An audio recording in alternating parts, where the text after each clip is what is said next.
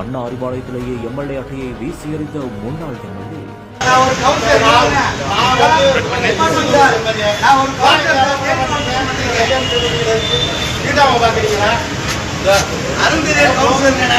முதலமைச்சர் வெளியே வர வர காத்திருந்த அதிர்ச்சி.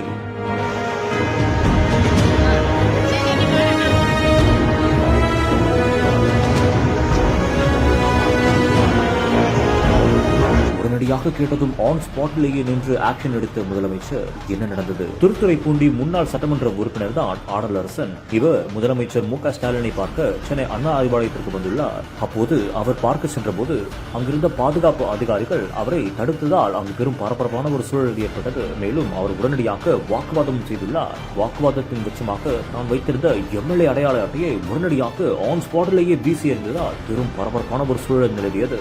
அந்த ஒரு சமயத்தில் தான் முதலமைச்சரும் வெளியே வந்துள்ளார். உடனடியாக அங்கு என்ன பிரச்சனை நடக்கிறது என்றும் கேட்டறிந்துள்ளார். அங்கிருந்த அதிகாரிகள் உடனடியாக நடந்த விஷயத்தை கூறியுள்ளனர். மேலும் உடனடியாக ஆடலரசனை அங்கேயே உள்ளே அழைத்து சென்று பேசியதாகவும் கூறப்படுகிறது. மேலும் என்ன கோரிக்கை என்பது குறித்தும் கேட்டறிந்ததாகவும் கூறப்படுகிறது. இந்த ஒரு சம்பவம் தற்போது சமூக வலைதளங்களில் பதிலாக பரவி வருகிறது.